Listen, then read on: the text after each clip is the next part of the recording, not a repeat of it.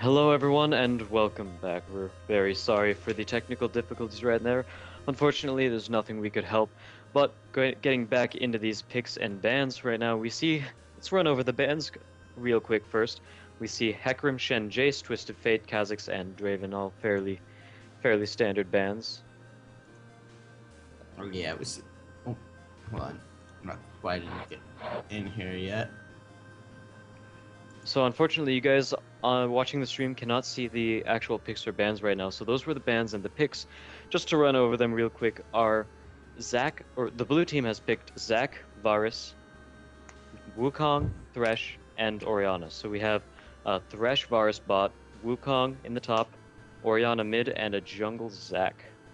Unless for some reason it would be jungle Wukong, Yeah, which I don't think is going to happen. So just jungle probably Zac and not. Wukong top. Purple team, on the other hand, has played in the bot lane Vayne and Blitzcrank. Jungling is either Maokai or Cho'Gath, although probably Maokai because Cho'Gath is a much better top than Maokai. So let's just say Maokai jungle and Cho'Gath top.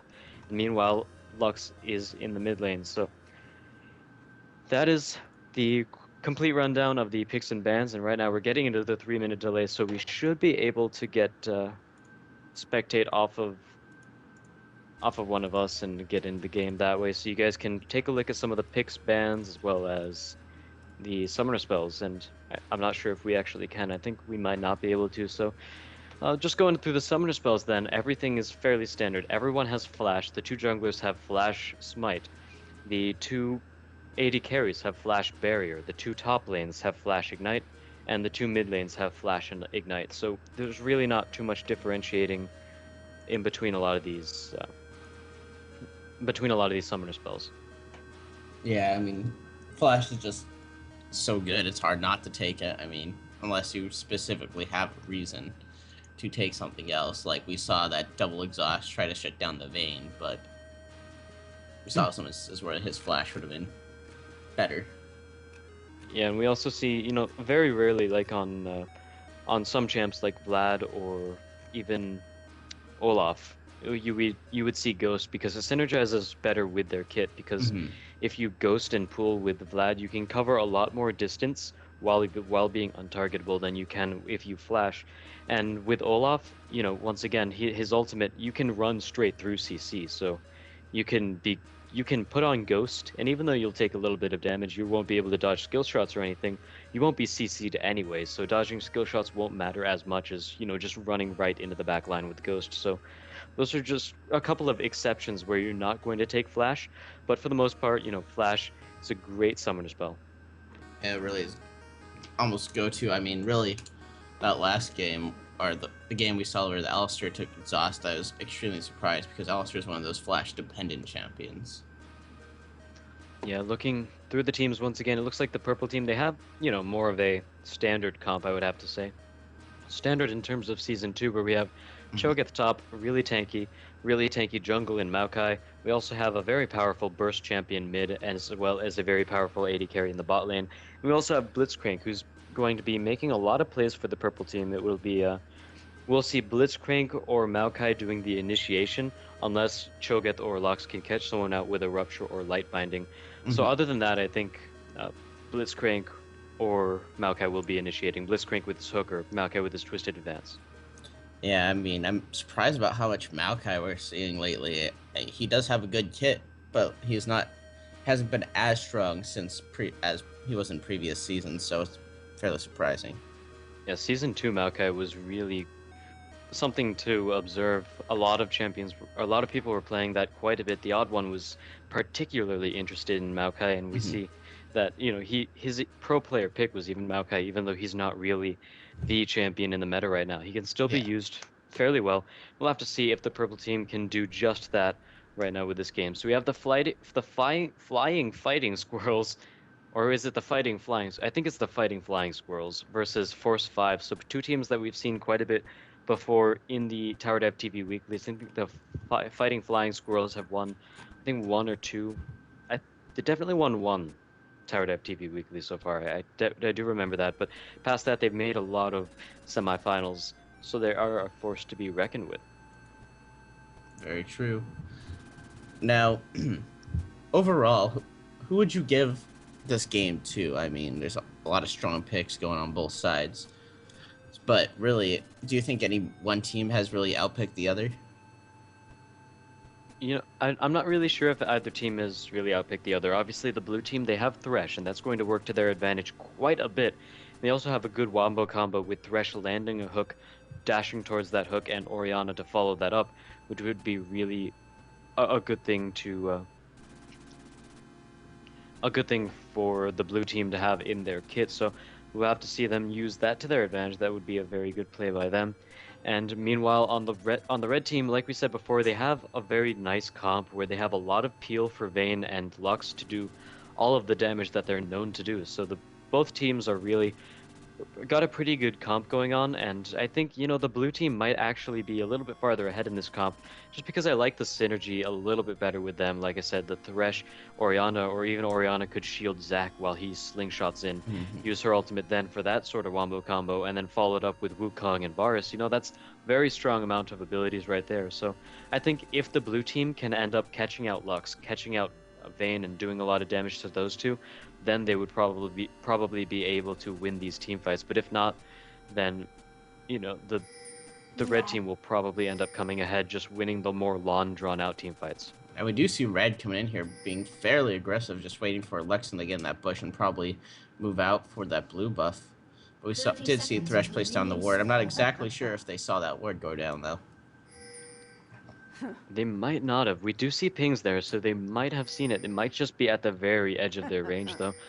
So that will prevent the blue team from getting initiated on. So it's really, really huge for the blue team in this engagement right here. So the red team is really going to have to bank on a blitzcrank hook in order to finish that off. But I think the blue team, they might be gearing up for this counter invade. So, the red team, they're not going to see anything. Oh, she might decide to ball over the wall. And if she does, blitzcrank might be able to land a pull, but he's not going for it. Ooh, That might be a mistake right there. Yeah, he knows exactly where Orianna is. However, the blue team, they're doing a good job of catching them out right here, and it looks like they're splitting up a little bit.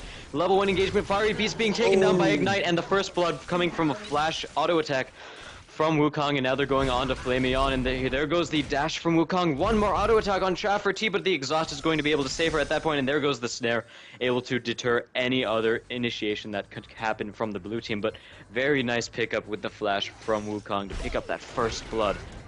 That was an excellent play by Blue there, just going in there, having the intuition to say, hey, maybe they're there, putting that down, and then coming back or putting the Orianna ball, then coming back and being able to split red team into two different parts and picking him off. That was just amazing play, amazing positioning by blue team there, just to pick up on that. Yeah, I really love the ambush there, and once again, we really would have liked to see a blitzcrank hook come out right as soon as they saw Orianna's ball, because that, it was almost a free hook at that point. If he could really land it right, and if if he aims it correctly, he would have hit a lot of people in the try as well. So, I really was expecting that blitzcrank hook. Yeah, really though, when we see how much of a detriment this is to Maokai here, Zac's already taken his red buff while Maokai's stuck on wolves at this point. Could potentially see a big gank here from him. Before Thresh even gets back into lane, Varus is putting a lot of pressure down. Ooh, the Thresh hook. I think he was trying to hit Vayne unknowingly. Blitzcrank was sitting right there at the edge of the bush. Could have gotten him instead, but they are going to take a lot of pressure and a lot of control in the bot lane already. Oh man, you could practically see Blitz sweating at that one, man. It was so close. That would have been an easy kill from if Thresh did decide to go into the bush instead of after Vayne. But he didn't know it was there, so he can't take it out. Here comes in the top lane. We have a little bit of an engagement as Flameon, he had to go back. Didn't quite... He's not able to get as much damage onto, or experience on Alorium as he did on Cho'Gath. So he ended up level 3 while Cho'Gath got back to lane at level 1. So unfortunately, he's a little bit behind in terms of level, and Wukong might be going back. No, he's deciding to stay in this top lane a little bit. And in the bot lane, we have Varus as well as Thresh poking in under the tower, which is a good play on their part. The blitzcrank hook completely missing, not going to make any action happen at that point. Yeah, he really needs to be careful about where he's firing off those pools, because the pools not only have a long cooldown, but have a lot of cost in terms of mana. Well, Alorium really has to watch out as the Maokai gank goes right in. He's going to try to target the clone, but it looks like he's going to be able to get the Ignite off onto Alorium. He's going to try to dash out to a minion. The Ignite's not going to kill him. There goes the sapling, almost enough. Flameon really needs this next rupture. Can he land it? It looks like Pumpkin Wrapper is going right there. He's going to be able to save Wukong, and they're going to be able to get out of that engagement right away. And he's going to be able to, you know, try to push back the red team just a little bit. But he's going in a little bit far. Meanwhile, in the bot lane, we see the fact that Thresh was able to allow Varus to take down Vayne in a very nice engagement there as well. Yeah, I really thought Zach just went a little too ham up there and jumping on Cho'Gath. He should have backed off once they backed off, saying, okay, you're going, I'm going, let's go our separate ways. I mean, he took a lot of damage there, and it's going to be kind of not to his advantage, because now he's not going to be able to do as much harass as he would have liked to, since he's already taken some of that damage. And there goes back in with the Thresh Hook. One more Blighted Quiver proc or anything right there. He's going to try to land the arrow, and it's not going to be dodged. Suck Me Silly is going to be going down right there as Blitzcrank, and it looks like in the top lane we have Flammarion going to try to get out of this Pumpkin Wrapper, flashing forward, however, and he's going to land a slow one more auto attack, but it looks like the red buff proc will help take that out. And meanwhile, in the mid lane, it looks like Orianna ended up getting killed by both Maokai and Lux. Yeah, that was just an action-packed moment there. That was a really nice flash there by Zach, just to get that one last auto attack proc off on Cho'Gath to secure the kill. But really, what I want to see from Orianna is just more ward coverage. I mean, we saw that Maokai is being very active with his ganks, as he should be. So really getting those wards up, preventing those ganks should be a top priority for her, especially now that she's behind. And there we go. We see that all the lanes are sort of resetting. The blue team obviously ahead in their lanes. The only kill that they lost was in the mid lane with Orianna with the Maokai gank. But in the bot lane, we see another Thresh pull. He's making so much action happen. And Blitzcrank is taken down to about 100 health, and they're going to turn on to Vayne at this point. We might be seeing another play coming up right there, and he's going to be able to kill Blitzcrank, who went back into the fight a little bit too much, and there goes the arrow, proccing the Blighted Quiver and picking up yet another kill, another 2 kills for Varus in the bot lane. This Thresh has just been on top of his game, landing with those hooks, getting in there, then pulling himself through and getting those knockups. Just so much damage coming after Varus is able to get in there. The thing is that Blitzcrank just made a poor decision on that hook there, bringing him back in. Pumpkin Wrapper, he caught out Fiery Beast in the jungle, and Orianna is going to be right here to follow up with that. She is level 6, and she has her ultimate, so we're going to see her use it right there. Fiery Beast getting slowed a little bit, and he's going to be able to make it out of there with a nice flash over the wall. Chaffer T is going to try to counter-initiate on this, but Incinerary Spade is here for the blue team on Thresh. She's going to land a pull over the wall for Blitzcrank, dodging the hook as well. Unfortunately, not able to make it out of there as the snare ultimate combo from Lux is too much damage for him to handle. He's going to get taken down right there. The red team, they figure, all right, we got the map control, let's take a dragon. I mean, really with that, they're with Thresh down, they're going to be able to take this dragon. Thresh has been such a key player in the game that dragon should be a secured kill with it 3v4 down here in bottom. Jinzuki might try to steal this as well. He uses his corrupted chain, and it looks like he might be killing Fiery Beast. There goes the Ignite as well. He picks up 2 kills on there, and there goes the Vayne. He's one last arrow, might be able to take her out, but it looks like Chaffer T is going to try to help out his friend, and it looks like the arrow will just barely land, picking up a triple kill for Varus, and Pumpkin Wrapper is going to try to give him the quadra right there. Unfortunately, Chaffer T flashing away under her own tower, but, you know, 8 minutes into the game, Varus has 7 kills. This is really, really not going well for the red team. And Varus is on top of it. That was an amazing play in there. He knew how much damage he can do. He knew that, hey, I'm so far ahead, I can burst this so much that I can put an AoE down and just nuke the crap out of them. And that's exactly what he did. He went in there, he just tore them up and managed to get himself even further ahead than he already was. Unfortunately, he was not able to pick up Dragon off of that fight. The red team was able to secure it. However, you know, a triple kill on Varus. He's 7-1, I think, or 7-0-1. I think in this case, it's actually more worth it for the red team since they got just so many kills and on an AD carry as well. But Alorium is going to trying to kill Cho'Gath in the top lane, but he just doesn't nearly have enough damage. Tries to pop his ultimate to knock him up, but only takes Cho'Gath down to about half health, and that's really the problem with Cho'Gath once he starts getting those feast stacks, is that really, really hard to bully him out of lane. Incinerary Spade in the bot lane is going to take a lot of damage from Vayne as he's getting pulled as well. It looks like Blitzcrank is now the one being turned on, however. Jinzuki doing so much damage along with his Bilgewater Cutlass not using the active there. However, they still picked up the Blitzcrank kill, and they still have so much pressure in the bottom lane. He's 8-0 at this point. Man, that's the problem with running kill lane versus kill lane, is that once one part of the kill lane gets ahead, the other team's just trying to play the same game at a slower pace. It's exactly the same thing as if, like, let's say in StarCraft, you're doing the same expand build, and if someone hurts your expand build that you're doing and they expand before you do, you're just playing catch up, and that's something that you really can't afford to do. What we really need to see from this bottom lane is playing more defense, waiting for more ganks to come in from Maokai, and just trying to hold on so that Vayne can get farmed and try to get to where she needs to be in order to carry. And there we go. We have a gank in the mid lane instead. It looks like Maokai's going to try to kill Orianna, but she's just going to be able to escape from that gank in the first place.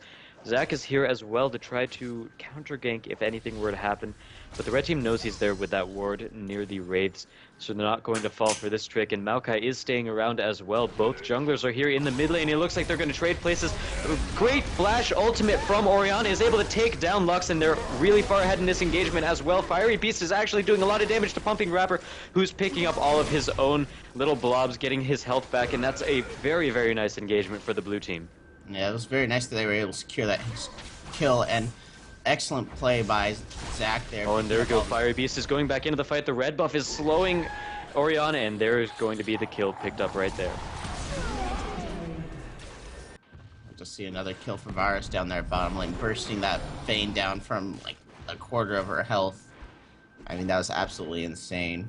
But something I really do want to touch back on is Zac, and making sure he was walking around, making sure he's picking up those blobs, because that's exactly what saved him, is making sure he was taking advantage of his passive like that. And Fiery Beast, he's going to go back after that couple of engagements in the mid lane. Now we're seeing, Varus, he's 9-0. No matter how much action the red team makes around the mid lane, it's not really going to matter all that much if Jinsuki keeps getting fed like this. And there we go, another ultimate comboed up with Chain of Corruption. He's going to be taken down extremely quickly. Jinsuki is now 10-0, got legendary. Yeah. Really, what red team needs to focus on is starting to get back on this Varus and shut him down so Vayne can get her farm on. I mean... Oh, and there goes the Nautilus, or the Thresh Hook from Vayne, and there we go. She's taken down extremely low already, and Varus is really just going to easily pick up this kill with a couple of auto attacks. Meanwhile, in the top lane, we saw the tower being taken by Wukong, and Wukong's going to ult, dodging right out of the Rupture as well, and here comes Zac. Going in, doing a ton of damage himself. Ignite goes down onto Wukong. Unfortunately, it's not going to be able to kill him as he goes for the decoy, and unfortunately, Cho'Gath fell for it, rupturing the decoy up, and he's going to be killed from that. And meanwhile, in the mid lane, Orianna being caught out right there. She's getting chased a little bit. There goes the last proc, the shield, not enough to save her, and now Legendary Spade is the one getting caught out right now. Going to go back, try to run back to Varus, who should be going back to see if he can help his friend at all, but he's not doing anything of the sort, and it looks like Incendiary Spade is going to be killed right there. Yeah, that was unfortunate that they both got caught out like that, but they really need to be paying attention to the mini-map and where the opponents are not. I mean, talk about ward coverage, but even when you don't have ward coverage and there's still minion coverage on the map, you really need to take into account whether you can actually see people, because 9 times out of 10, if you can't see the other team, they're coming for you. Yeah, so ward coverage, like you said, is really, really important. And at this point, the blue team warding really, really aggressively. I love their ward coverage right now. Don't really have any in their own jungle, but really they don't need it, because the red team, if they end up in your jungle, then they're doing something wrong. They're overextending quite a bit, don't have anything to back them up. If they want to exit the jungle, they're going to have to go out through the river or tank a bunch of tower shots by going into one of the lanes. So it's a very nice ward coverage by the blue team. And right now, what do you think the red team is going to have to do to sort of get back into this? What they really need to do is focus on putting this Varus back in his place. He's just going around. Anybody who's even remotely low, he's going to be able to take down within a couple of hits. And right there, he lands a great ultimate onto Vayne, and she's going to be able to tumble a little bit, but there goes the stun on Chain Corruption from Varus, or from Thresh, and he's going to be able to pick up the kill, but a great sort of double play right there happening from the red team. They might be able to shut him down, but no, he's going to flash away from Blitzcrank, and he's just going to be able to pick up the kill right there. Great play by both teams right there. It's such a high-level play. Unfortunately, Varus was just so far ahead that it didn't really matter. And meanwhile, in the mid lane, once again, another gank on Orianna. She's not been doing very well this game. Unfortunately, Maokai has turned too much attention to Orianna and not quite enough to the bot lane. Yeah, really, we're just gonna see that roll into the later part of this game, where Varus is just gonna come into these team fights and do tons of damage to anybody who even comes into it. The thing was, that was a great play by Vayne and Blitzcrank. I mean, they almost managed to take him down with as much farm and as many kills as he does have. It was a shame that they couldn't get that last hit onto him. And that's just a testament to how strong Vayne is once she gets to that later part. And they're going for yet another tower dive, and Vayne being taken down extremely low right there. One more auto attack on Blitzcrank will kill him, but no, he's going to decide to go after Vayne instead, and he's got the movement speed upon her, but there goes Lux, and the arrow just barely landing at max range, but unfortunately he's going to get pulled over the wall. This is surely a dead Varus. Unfortunately, Blitzcrank right over the wall, ready to follow up on that, but he did pick up another kill on Vayne. Yeah, so many AD carries in this tournament going ham once they get ahead. They can't be doing that. They can't be giving out that shutdown gold so easily. They need to start playing it safe, especially when it gets to these lower hard games when you can't afford to have your AD carry and not there. It's Pumpkin Rapper just trying to put a little bit more pressure onto the top lane right now. And really, we're seeing the blue team, they're so far ahead right now, 2 towers ahead. And the towers don't really say much about this game, but the Pumpkin Rapper going to flash to cause Fiery Beast to go even farther, and Alorum is right over the wall doing golems. So he's going to be able to follow up as well. Pumpkin Rapper being taken down quite low, but his passive is going to pop. However, Chopper T is down here as well. She's going to be able to do a lot of damage, but Alorum going on her as well. The Ignite is going to tick, and he's going to be ending up going down, but a great counter-initiation by Orianna to pick up that kill, and she's actually going right in for the Maokai kill. Unfortunately, she's going to run right into a Blitzcrank and has to get through a Cho'Gath as well, so there goes the ultimate from Orianna. She's going to be able to knock a couple of people back, but the red buff ultimately enough to kill her in the end. I mean, really, that's the way the red's going to come back, is right there. You're allowing your teammates or you allowing yourself to be caught out like that and just take it out one by one. Really, what red team should have done there is try to get together and try to push something down. I mean, with just Thresh in mid lane, they could have easily tried to put some damage on that mid tower and take back some of this map control.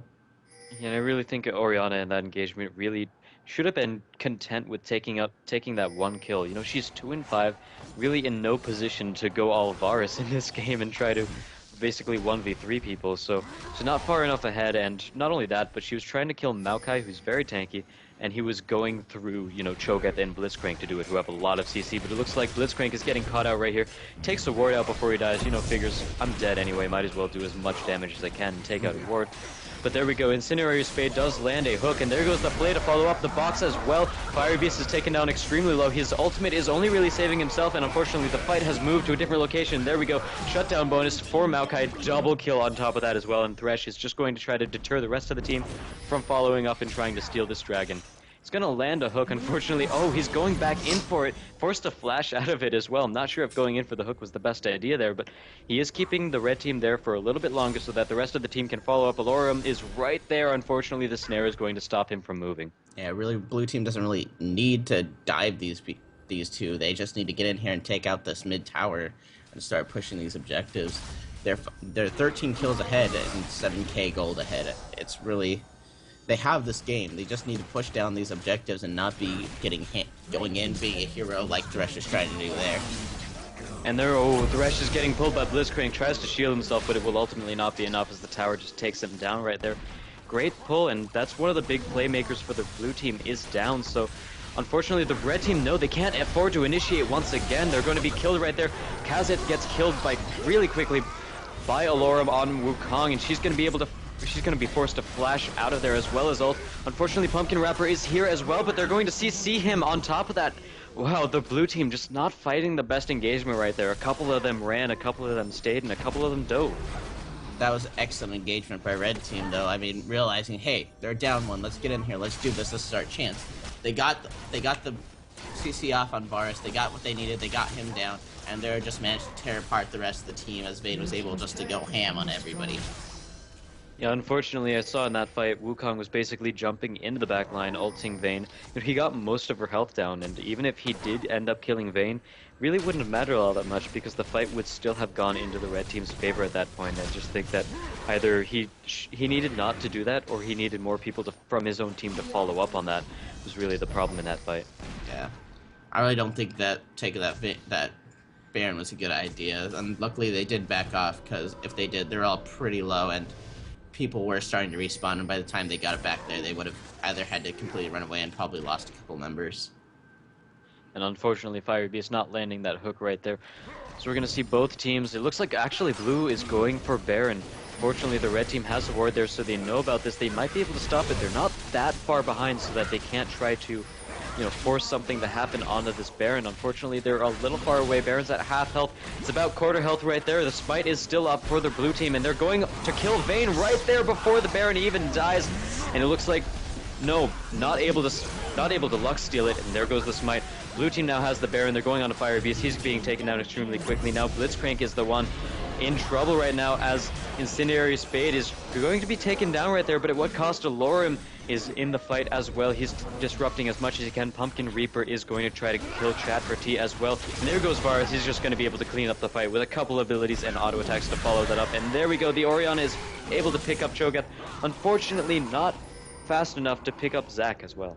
That play was an excellent decision there. Going for Barry, knowing that red team had backed off, went back to base, and that they were out of position to try to take it.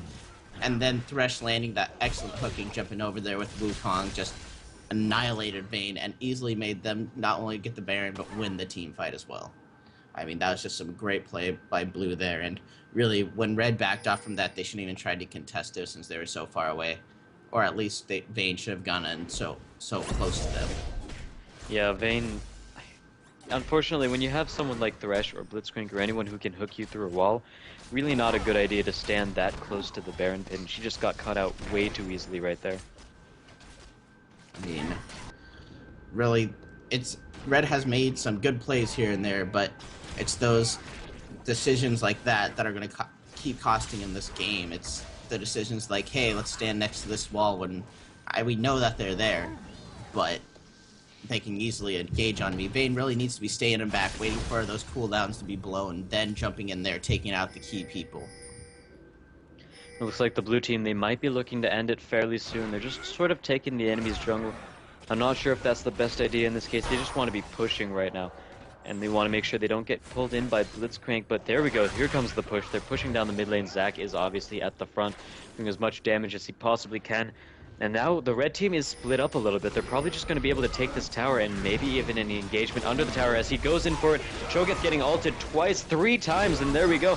Cho'Gath is dead right there, and looks like Blitzcrank is going to pull Wukong under the tower, and Fire Beast using his ultimate, unfortunately not really negating much damage, only to himself. It looks like Vayne is now the one getting caught out with an exhaust as well. Their blighted quiver stacks just almost taking her out, and there goes the last final arrow to take out Blitzcrank. Lux is the only one alive for the red team, and just, going to ult and kill Incendiary Spade, unfortunately. So now, nice flash from Orianna over the wall to save herself, and Chopper T almost getting killed by the Varus arrow right there. So it looks like the blue team came out ahead of another engagement. They might be able to take the second tower. Yeah, this Varus has so much on him right now that really blue team can just choose to dive those towers, and Varus will burst the opponent down before they can make a difference. And that's what we really saw. Vayne did make the right decision and come in at the right time with all the cooldowns being blown. But really, her team just can't stand up to the amount of damage that Blue's putting out and can't keep her alive for her to do her damage. Yeah, and that's really unfortunate for the red team. So, she's only got 100 farm right now in a 22-minute game. 0-10, so that's not something we really like to see on Vayne, unfortunately. She's got a Blade of the Ruined King, so that's going to help. Even though she's really far behind, her true damage on her silver bolts still scales off of maximum health, so she's not going to be hurting for too much damage in that respect, even though she's pretty far behind in her build. But she's just not going to be able to close out kills, and she's also not going to be able to do any damage outside of the third proc on her silver bolts, which is really unfortunate for them. But it looks like she's going to get caught out here as well. This is really unfortunate for her. There goes Zac, and it looks like Varus is right here to follow up. There goes the crit. She's going to be able to condemn him away, but there goes the last crit from Varus, just able to secure the kill. Yeah, Vayne had no business being that far pushed up, and that's really a problem we see mostly in lower level play, where people don't see the map and know that they're behind. So like, I need this farm, just one more wave. And then that wave costs them their life and time, and usually it'll cost them objectives, if not the game. Yeah, Vayne really got caught out there, and it looks like they might be going in for yet another initiation right there as that goes in for the kill. Unfortunately, the Lux Binding is not going to be able to let him do that, but Fiery Beast getting taken down extremely quickly. Jinsuki doing so much damage, and there goes the ultimate from Orianna, and Lux is sitting in the back line, just trying to do as much damage as she can, ending up killing Thresh, but unfortunately there's no one else from her team really able to follow up with that. But Vayne is going to try, go ahead and going in for a kill as Jinsuki is still alive, doing a lot of damage as well. Life stealing everything goes the kill onto Vayne, and Vayne is now dead, and Flameon is the only person left alive for the red team, and Jinsuki's taking down the rest of his health as well. There goes the last auto attack, he's able to kill him. 3 members alive for the blue team, as low health as they are, they're going to be able to take a tower and an inhibitor. I mean, that was just to be expected there. I mean, this Varus is just cleaning up. Wukong's on top of his game, diving the right people at the right time. Zach's landing all the CC he needs to. I mean, blue team's just on top of their game today.